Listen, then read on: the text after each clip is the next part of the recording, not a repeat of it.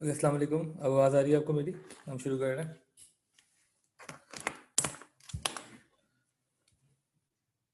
आवाज़ क्लियर है?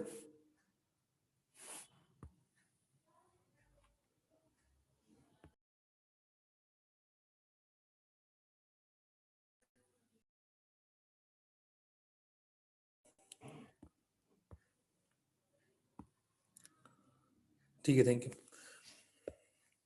ओके। अच्छा, मैंने कहा था क्वेरीज अगर कोई रह गई है डिफरेंशियल इक्वेशन की तो भेज दें, वरना हम वेक्टर शुरू कर देंगे आज। तो मैंने कहा कॉम्प्लेक्स नंबर्स को हम जरा पीछे कर देते हैं। पहले मेरा मूड था कॉम्प्लेक्स नंबर्स कराने का, कॉम्प्लेक्स नंबर्स हम नहीं कर रहे। अगर आपकी कोई क्वेरीज हैं तो आप मुझे भेज दें, हम वो शुरू करेंगे, नहीं तो हम वेक्टर शुरू कर रहे हैं।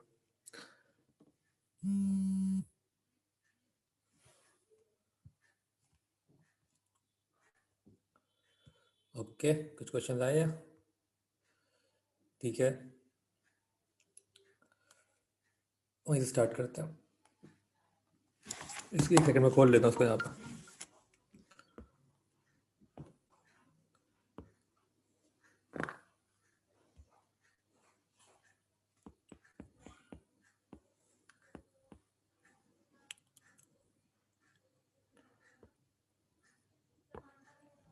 एक सेकंड वेट करिएगा प्लीज़। ठीक है, क्वेश्चन यहीं पे खोल लेता हूँ।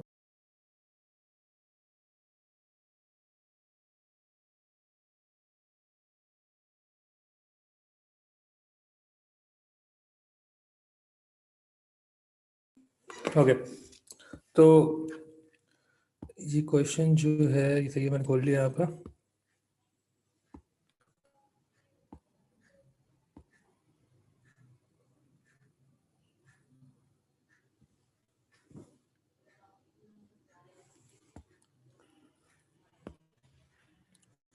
जी, the variable x and t are related by the differential equation और solve the differential equation obtaining expression for x in terms of t। क्या मसला है इसमें? कुछ वक्त आपने सेंड किया इसको, सॉल्व नहीं हो रही, आंसर नहीं आ रहा। इन्होंने बोला e की power 2t dx over dt is equal to cos square x। ठीक है,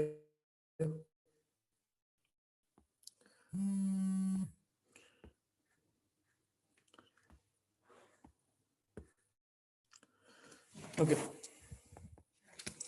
तो जो क्वेश्चन है हमारा वो है e की पावर 2t, इसको लिख भी लेते हैं, dx over dt is equal to cos square x।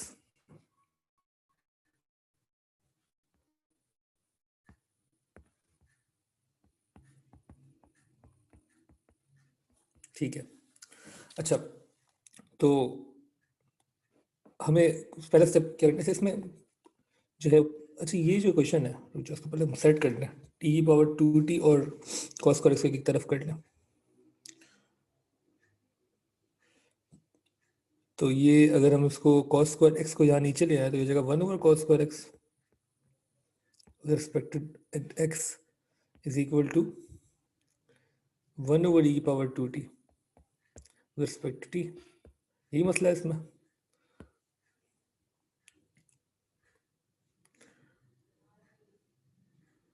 ठीक है, solve the differential equation obtaining an expression. ठीक है,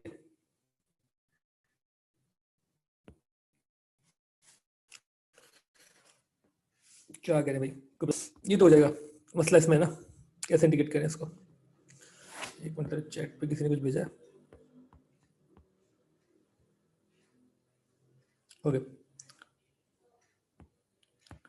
जी, हम रिपीट कर रहे हैं। The variable X and T are related by the differential equation E की power 2t multiply by dx over dt is equal to cos square x। ठीक है, solve करना है डिफरेंशियल इक्वेशन को। हमें पता है सॉल्व करने के लिए हम पहला काम ये करते हैं कि हम x और t को अलग अलग कर लें। हमने वही किया है, dx को एक तरफ कर लिया, dt को दूसरी तरफ कर लिया, और t वाली चीज़ वहाँ चली गई है, x वाली चीज़ यहाँ आ गई है। ठीक है, अब जो इस इसको हम कर देंगे ई पावर माइनस 2t। ठीक है, ये हो जाएगा कॉस की पावर माइनस 2x।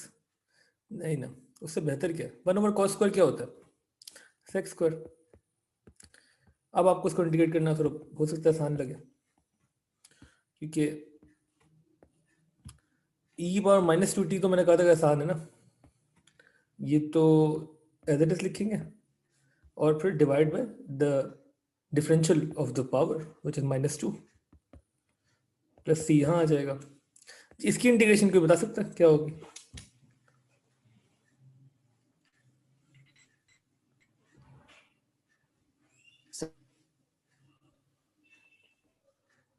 आवाज थोड़ी कट रही है। 10x 10x ठीक है कोई टेंशन नहीं, बिल्कुल ठीक है। 10x सही है, बिल्कुल ठीक है, यही है ना। इसमें इन्होंने कहा क्या था, कुछ भी मसला क्या है इस क्वेश्चन में? पार्ट 1 में मसला था इन्होंने solve the differential equation obtaining expression for x in terms of t। तो x को सब्जेक्ट नहीं बना पाए, यहाँ तक नहीं पहुंच पाए, या x in terms of t तो ये होगा कि भाई अच्छा पहले तो आपको c की वैल्यू निकालनी है। c की वैल्यू निकालने के लिए बट वी विल डू, उन्होंने क्वेश्चन में बोला हुआ है कि जब x0 है t0 एक कोऑर्डिनेट मैंने कहा था वो हमेशा देंगे आपको किसी ना किसी अंदाज में।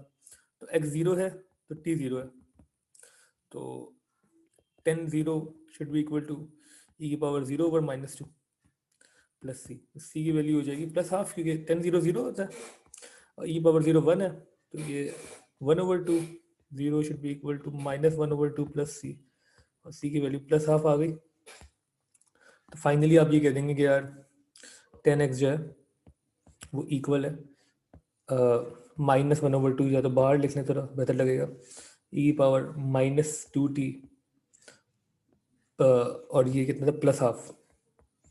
ठीक है, इसमें भी आप और खूबसूरती कर सकते हैं, आप चाहें तो 1/2 कॉमन कर लें, तो ये -e की पावर -2t +1, सॉरी ऐसे भी कर सकते हैं। तो और भी कर लें कि माइनस हमें थोड़ा बेहतर लगता है कि बाद में लिखा जाए, ये कर लें चला, ठीक है। और फिर क्या करें, x को सब्जेक्ट बना दें तो वो 10 इनवर्स हो जाएगा, हाफ 1 - e की पावर -2t। सही है, इस क्वेश्चन और कोई मसला तो बता दें। पार्ट 1 को आपने सर्कल किया हुआ था, पार्ट 1 तो हो गया, कोई कन्फ्यूजन है पूछ लें, क्लियर हो गया तो ओके लिख के भेज दें। मैं दूसरा क्वेश्चन देख रहा हूँ पर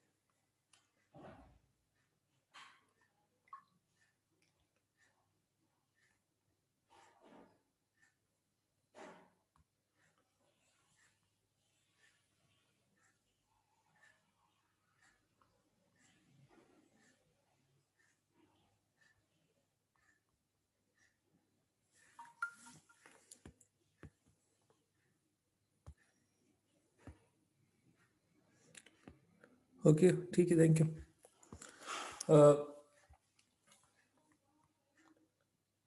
ठीक है, हमें दूसरा क्वेश्चन जो आपने भेजा वो देख रहे हैं हम।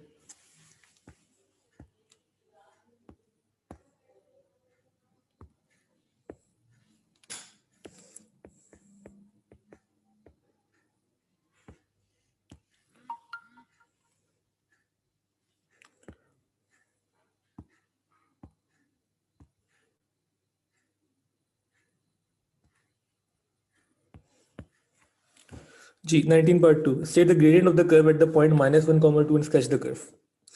A certain curve is such that the gradient it's this proportion, तो ये पहला वर्ड आप कर चुके हैं, डिफरेंशियल इक्वेशन बन गई है। show that the equation of the curve is equal to, तो आपने शो कर लिया कि y is equal to 2ex² - 1। I'm assuming कि पार्ट 1 सॉल्व हो चुका है, जब पार्ट 2 सेटल किया हुआ है। तो क्वेश्चन नंबर 19 है ये मेरे ख्याल से, इसके पार्ट 1 का जो आंसर है वो लिख देते हैं डायरेक्ट, जो कि शो करना था कि y is equal to 2e की पावर x² - 1, 2e की पावर x² - 1। ठीक है, पार्ट 2 में उन्होंने कहा है state the gradient of the curve at the point -1, 2 and sketch the curve। ठीक है, स्केचिंग तो यार मैंने आपको ये y is equal to, sorry, तो स्केचिंग तो मैंने आपको कहा है छोड़ दें, स्केचिंग नहीं आपको मिड में भी नहीं देंगे हम। ठीक है, स्केचिंग जो है e की पावर वो समझाऊंगा मैं, उसको अलग से कर लेंगे, एक क्लास हम रखेंगे स्केचिंग की, उसमें सारे देख लेंगे। स्केचिंग बहुत कम ही आती है वैसे, लेकिन आ जाती है तो हम e की पावर को कैसे स्केच करते हैं, ln को कैसे स्केच करते हैं, और general rules of basic sketching वो भी देख लेंगे। ठीक है, तो ग्रेडियंट निकाल लेते हैं। ग्रेडियंट के लिए हम डिफरेंशिएट करेंगे dy/dx। उसके लिए हमने क्या कहा था कि जो the function as it is और पावर का जो डिफरेंशियल है मल्टीप्लाई हो जाता है ना, तो 2x से मल्टीप्लाई कर देंगे। मैं यहाँ पे लिख भी देता हूँ कि जब हम डिफरेंशिएट करते हैं e की पावर एनी फंक्शन को, तो ई की power the function as it is आता है, मल्टीप्लाई करते हैं हम डिफरेंशियल ऑफ द फंक्शन से। पिछले पार्ट में ई की पावर फंक्शन को हमने इंटीग्रेट किया था, तो जब हम इंटीग्रेट करते हैं ई की पावर फंक्शन को विद रिस्पेक्ट टू एक्स, तो हम ई की power the function as it is लिखते हैं और डिवाइड करते हैं डिफरेंशियल ऑफ द फंक्शन से, जैसे कि हमने यहाँ पे किया। इसको हमने एज इट इज लिखा और डिवाइड किया -2 से, क्योंकि -2t का डिफरेंशियल जो था वो -2 था। यहाँ पे हमें इसके डिफरेंशियल से मल्टीप्लाई करते हैं हम, क्योंकि ये डिफरेंशिएशन है, तो यहाँ मल्टीप्लाई कर दिया। एक्स स्क्वायर माइनस 1 का डिफरेंशियल जो होगा 2x होगा, तो ग्रेडियंट आ गया। This is the equation of the gradient now. और उन्होंने पॉइंट बता दिया आपको एट द पॉइंट -1, 2, तो x की वैल्यू -1 इनपुट कर देते हैं इसमें, x को रखें -1, तो जो ग्रेडियंट है वो इक्वल हो जाएगा 2a की पावर -1 का स्क्वायर -1 मल्टीप्लाई बाय 2 इंटू -1, वो क्या हो जाएगा 2 e की पावर -1 का स्क्वायर 1 होता है, 1 -1 0 हो जाएगा, सॉरी 1 -1 मल्टीप्लाई बाय -2, तो that would be 2 into -2 would be equal to -4। ठीक है, ग्रेडियंट तो यहाँ तक आ गया। इसमें और कोई मसला तो बता दें, स्केचिंग छोड़ दो, स्केचिंग मैंने आपको अब लोगों का छोड़ दिया।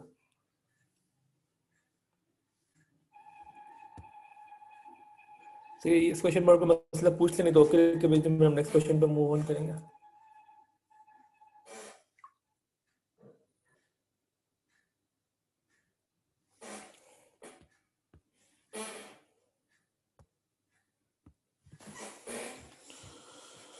हो गया, ठीक है।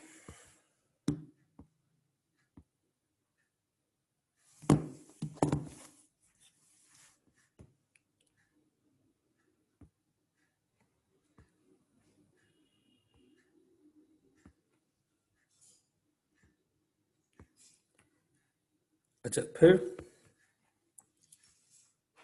एक मिनट जरा दूसरा क्वेश्चन खोल लूँ।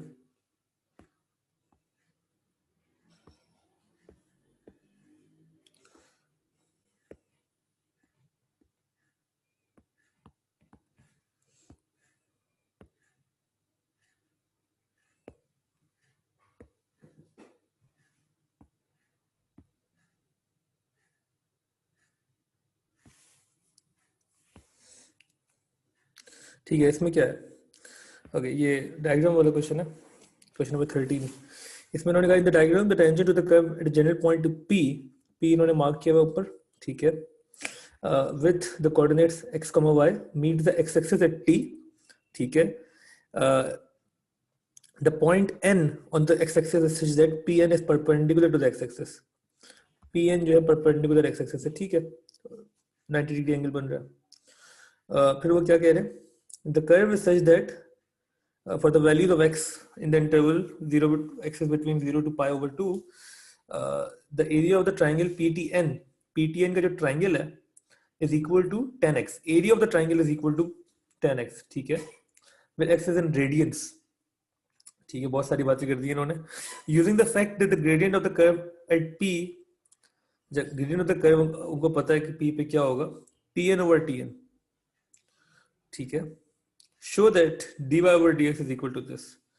ओके नाइस, कैसे करेंगे भाई सब, Pn ओवर Tn आपको पता है कि ग्रेडियंट है और आप शो करें। मैंने बोला टेंजेंट ऑफ द कर्व है, जनरल पॉइंट P है, और कुछ भी नहीं बताया इन्होंने। हमें सिर्फ ये एक दो चीजें पता है, मैं जरा सब वजाहत कर दूं मैं क्या क्या पता है इसमें। इस सवाल में इन्होंने मैं बोला है कि भाई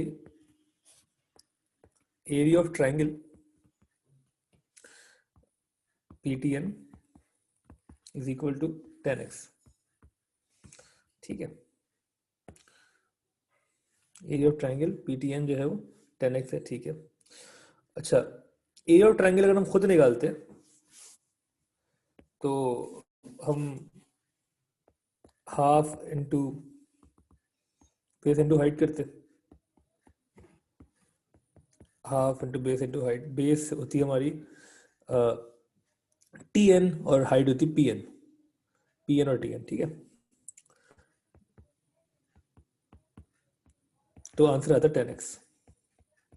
एक तो हमें ये पता है, सिर्फ इतना सा पता है, यहाँ तक तो हम सब अग्री करेंगे। ठीक है कि हमें एरिया ऑफ ट्राइंगल उन्होंने बता दिया खुद के 10x है, और अगर वो नहीं बताते तो हम ऐसे फाइंड करते हैं half into base into height, तो वो 10x ही आता। ठीक है, और क्या बताया इन्होंने हमें?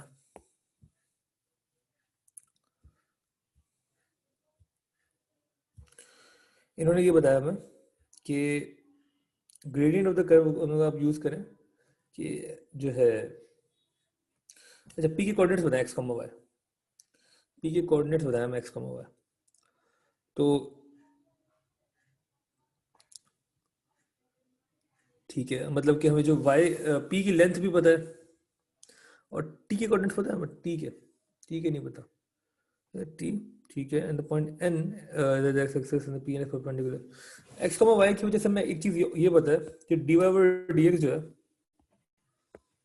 D Y over D X that would be Y over X. क्यों?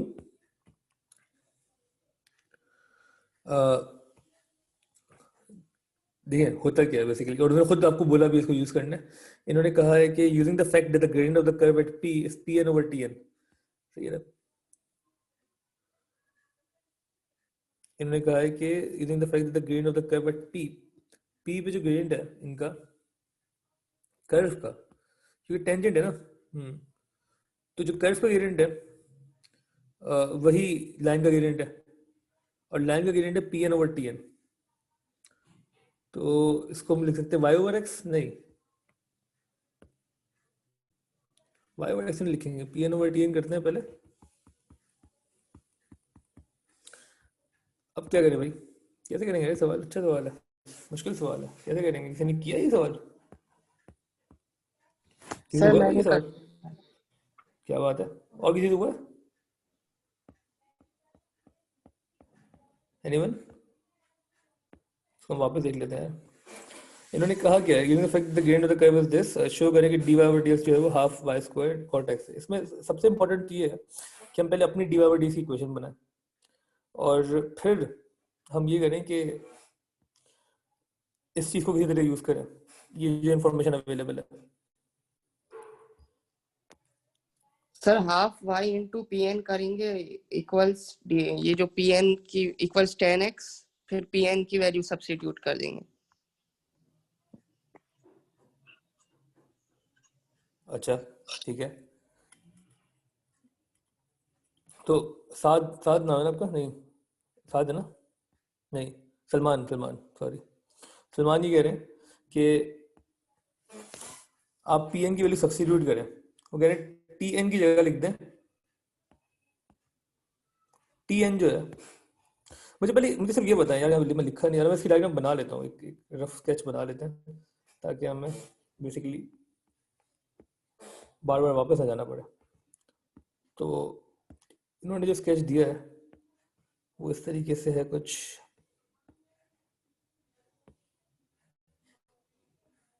ग्राफ कुछ यूँ जा रहा है, और जो आपकी लाइन है वो यूँ है कुछ, और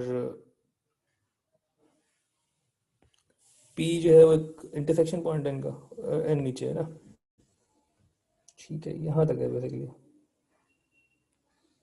ठीक है, दिस पी,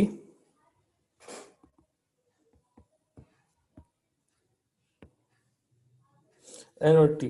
ठीक है, अरे नहीं यार, हमने स्टार्टिंग पॉइंट लाइन का गलत ले लिया, लाइन यूं है और ज़रा टच कर रही है, यूं है, ठीक है, और फिर ड्रॉप डाउन हो रही है, और इसको हम मार्क कर लेते हैं this P T N N. ठीक है,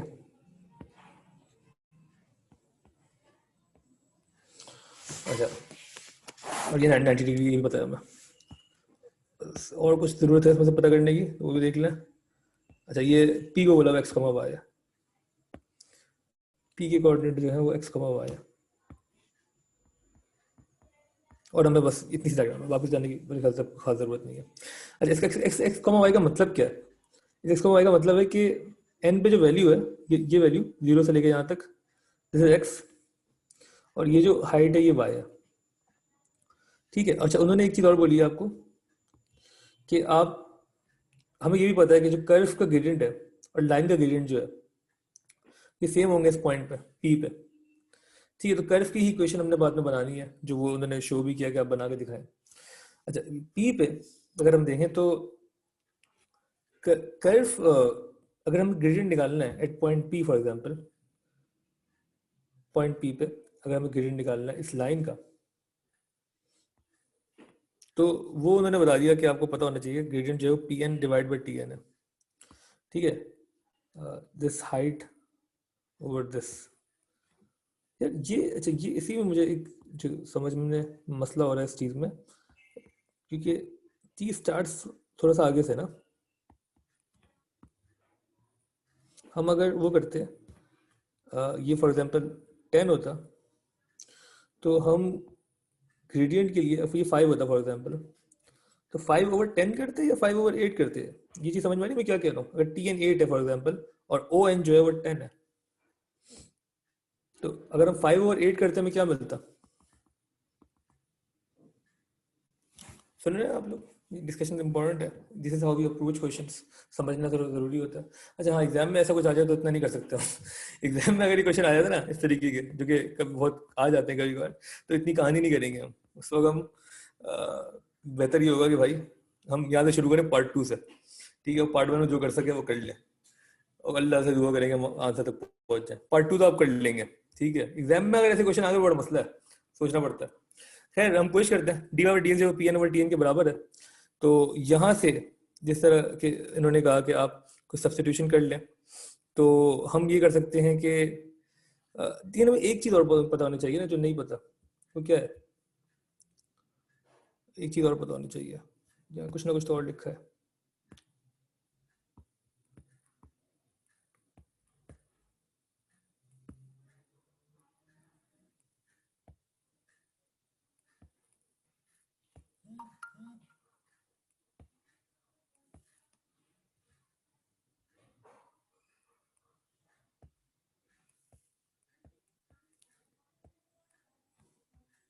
हमें शो करना है कि डी और डी इसके इक्वल है।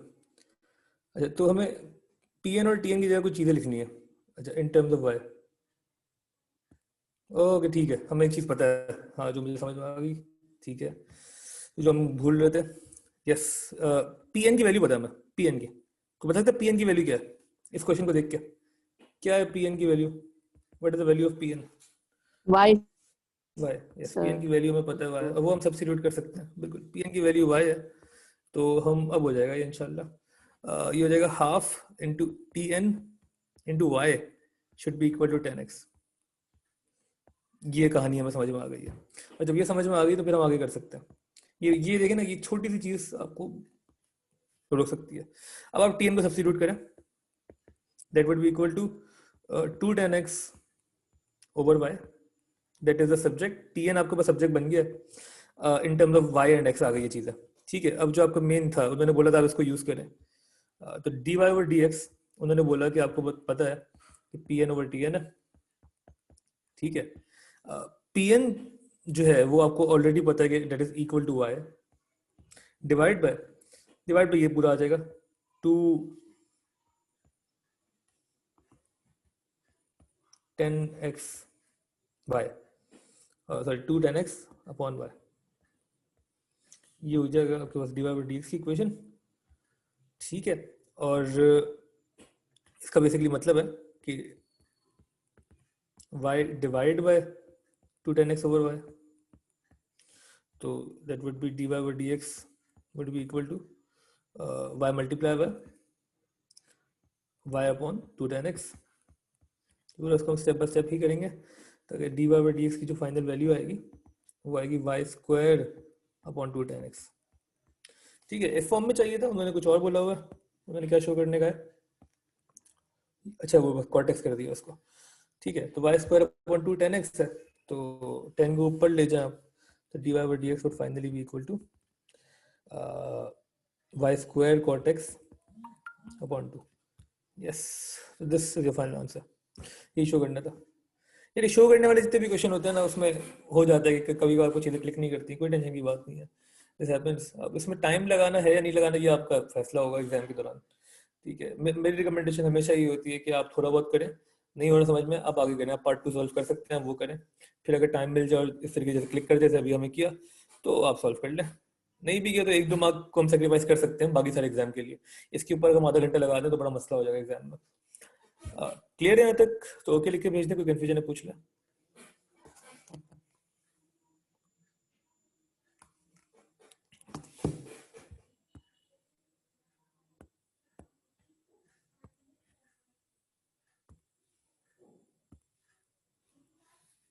ओके ठीक है, बिल्कुल सही, बेहतरीन है। अच्छा, इसमें जो क्वेश्चन आपने पूछा था उसमें पार्ट 1 नहीं मसला था, पार्ट 2 हो जाएगा? जी पार्ट 2 हो जाएगा तो बता दें ताकि फिर अगले क्वेश्चन पे चल जाए।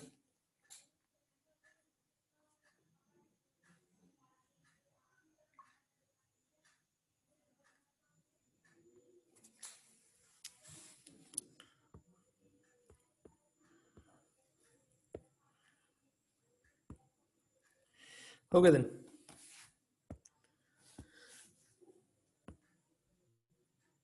एक सेकंड में बता देख भी लूँ, पार्ट 2 को कोई मसला तो नहीं है। हो गया।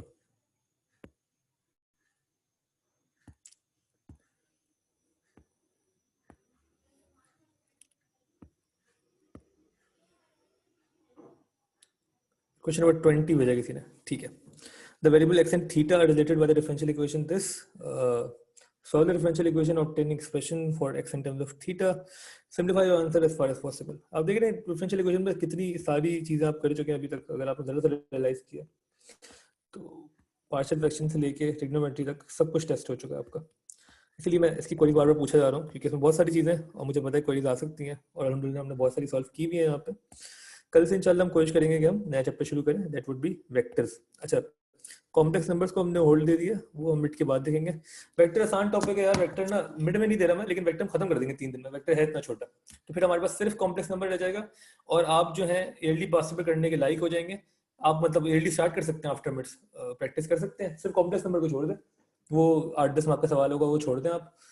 बाकी जो 65 मार्क्स अटेम्प्ट करें, आप देखें 65 में से कितने आ रहे हैं आपके, 75 का टोटल होता है।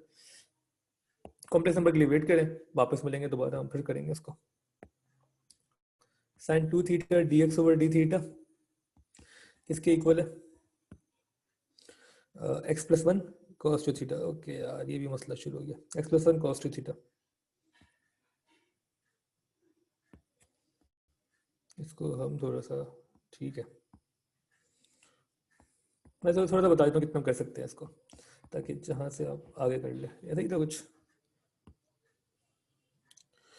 ठीक है, तो पहला काम वही करेंगे, हम वेरिएबल्स को सेपरेट करेंगे, x और थीटा को अपनी अपनी जगह कर दें, तो that would B 1 over x plus 1, क्योंकि हमने कहा था dx हो या d थीटा वाले, इनको तो हमें टॉप पे रखना, डिनोमिनेटर में नहीं रख सकते, would be equal to cos 2 theta upon sin 2 theta. ठीक है, और डी थीटा जो है यहाँ आ जाएगा। ठीक है, इसको इंटीग्रेट करना है, इन दोनों को सॉल्व हो जाएगा। इसकी इंटीग्रेशन को बता दो जल्दी से क्या होगी।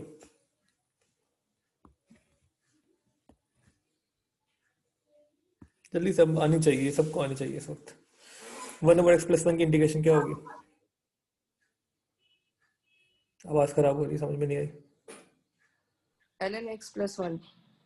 बाकी लोगों ने किसी ने बताया एलन से होगा, बिल्कुल ठीक है, एलन x प्लस 1 बिल्कुल ठीक कह रहे हैं। ठीक है, इज इक्वल टू जी cos 2 theta over sin 2 theta कैसे होगा?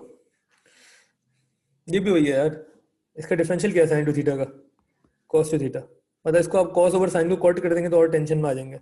कॉट ना करें, आप बस वही देखें, डिनोमिनेटर का डिफरेंशियल ऊपर अवेलेबल है, तो क्या करें, ln ऑफ द डिनोमिनेटर बस प्लस सी, हो गया इंटीग्रेट। यही था ना मसला, तो उसके बाद तो जिंदगी आसान है।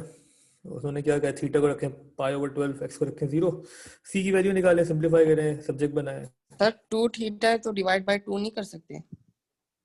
अरे यार नहीं कुछ नहीं, एक सेकंड, थैंक यू यार, थैंक यू यार, बट कर नहीं सकते, करना चाहिए, थैंक यू, तुमने चीज पूछी याद दिला दी।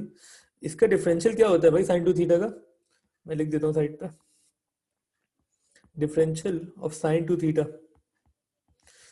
साइन का डिफरेंशियल कॉस, एंगल चेंज नहीं होगा। फिर हमने क्या कहा था, एंगल का जो डिनोमिनेटर वो है डिफरेंशियल, उससे मल्टीप्लाई भी करेंगे। तो we need two here, we need two here, thank you, we need two here. अब ये टू लाने के लिए, अब जब यहाँ टू लिखेंगे तो 1/2 से मल्टीप्लाई कर देंगे। तो अब तो डिफरेंशियल अवेलेबल है, तो ये चीज़ तो ऊपर आ गई है, लेकिन ये 1/2 यहाँ पे भी लिख देंगे, ये 1/2 में सिंपल, थैंक यू। ये ना इसका डिफरेंशियल जो 2 cos 2 थीटा होता है, ठीक है। और वो 2 इंट्रोड्यूस हमने जब कराया तो उसके अगेंस्ट में उसका रेसिप्रोकल जो कि 1/2 है वो लिखना जरूरी है। तो अब ये पूरे का तो हो गया काम, ठीक है, क्योंकि अब डिनोमिनेटर का डिफरेंशियल पूरा अवेलेबल है, तो आपने direct ln of the denominator लिख दिया, ln ऑफ द डिनोमिनेटर लिख दिया, और जो चीज़ 1/2 थी वो एज इट इज यहाँ आ गई। ओके, अब से आगे हो जाएगा ये सवाल, आगे हो जाएगा तो ओके लिख के भेजना, आगे कोई मसला तो पूछ लेना।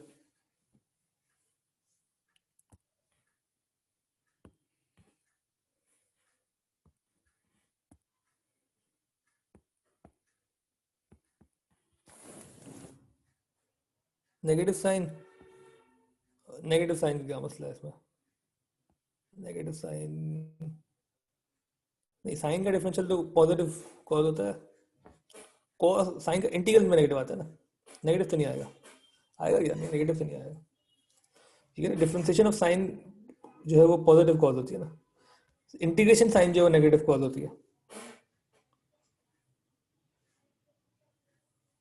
ओके, आगे हो जाएगा ना, सी की वैल्यू आप निकाल सकते हैं, एक्स और थीटा को उन्होंने बताया हुआ कितना है, उन्होंने क्या बोला हुआ है, उन्होंने बोला हुआ है कि भाई थीटा और एक्स जो है वो अलग अलग है, वो आप देख लें,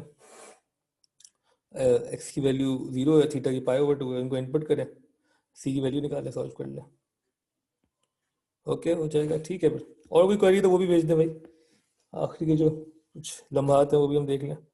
this is the last time we are doing queries for differential equation, अल्हम्दुलिल्लाह हमने अच्छा खासा टाइम दे दिया इसको मेरे ख्याल से, अच्छे क्वेश्चन भी कर लिए, इसके अलावा आपकी मर्जी है, जितनी प्रैक्टिस करनी है करें, मिड टर्म्स आ रहे हैं आपके, और हमने ये करना है कि कल से वेक्टर शुरू करना है, तो उससे पहले अभी भी कोई क्वेरी तो आप भेज दें ग्रुप में।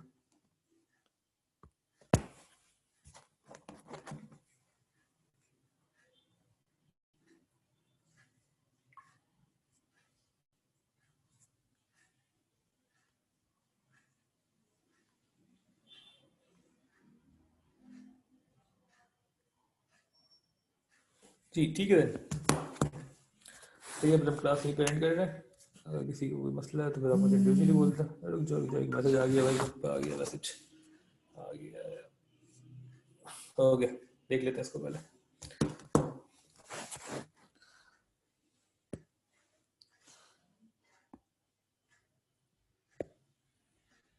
Okay, our expression for n in terms of t, find the least value of n predicted by this model, ठीक है। इसमें हमें क्या करना है हम देख लेते हैं,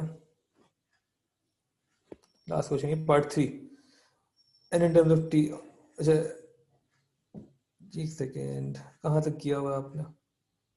so the differential equation obtaining a relationship between this and this, ठीक है, given also that n is equal to 166, t is equal to 30, ठीक है।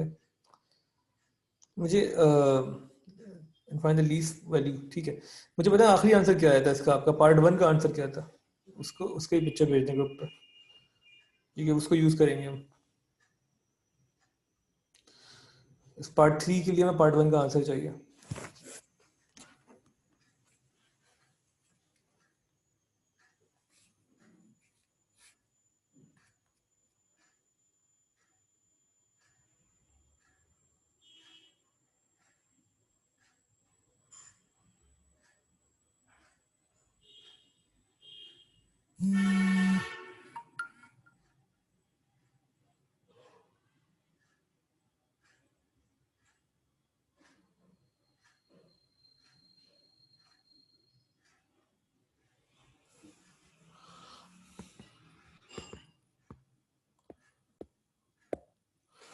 ओके ठीक है, क्वेश्चन नंबर 12 है, 12 का जो पार्ट आपका वन का आंसर है वो ln n is equal to this, ठीक है, ln 50k साइन दिस, ठीक है, इसको लिख लेते हैं।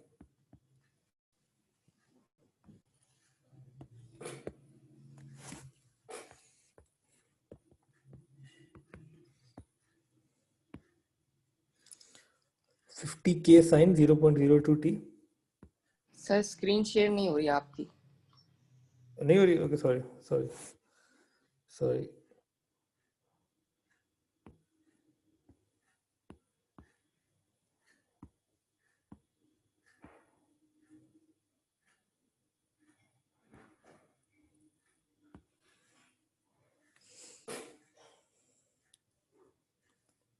जी इन्होंने कहा है कि हमें क्या करना है इसमें, सही है, पार्ट वन का जो आंसर था वो था ln n is equal to 50k sine 0.02t, ln n is equal to 50k sine 0.02t, ठीक है। और आगे क्या लिखा हुआ था, plus ln 125, this was the first answer ना। अच्छा, इसके बाद जो क्वेश्चन था वो ये था कि obtain expression और n in terms of t and find the least possible value। पहले तो n को सब्जेक्ट बनाना है आपने और फिर सोचना है least possible value। यार इसके लिए ना एक अच्छा अच्छा सवाल है, क्योंकि मैं इसमें एक चीज़ बताना भी चाह रहा था, एक दो लोगों ने और डिफरेंट सवाल पूछे थे जो कि सिमिलर थे। अच्छा, n in terms of t तो मसला नहीं है, वो हो जाएगा। अच्छा, k की वैल्यू क्या थी, मैं इसको भी लिख दूं पहले। n in terms of t तो आ गया ना, ln वहाँ जाके e हो जाएगा, e की पूरी पावर हो जाएगी ये 50k sine 0.02t plus ln 125, ठीक है। ln वहाँ के जाके e की पावर बन जाता है। अच्छा, और k की जो वैल्यू है वो क्या थी पिछले पार्ट में, k की उन्होंने कुछ बताया हुआ है, find the value of k। अच्छा, k की वैल्यू फाइंड की हुई है आपने पार्ट टू में, तो 0.01 कर लेते हैं, चले, इन्होंने बोला हुआ ना पार्ट टू में k की वैल्यू 0.01, तो उसको 0.01 ही रख देते हैं डायरेक्ट।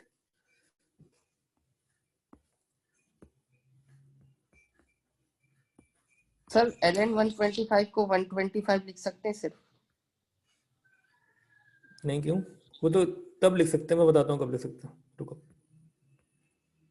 ठीक है। तो पहले इसको सिंप्लीफाई करें, 50 इंटू 0.01 क्या होता है भाई, 0.5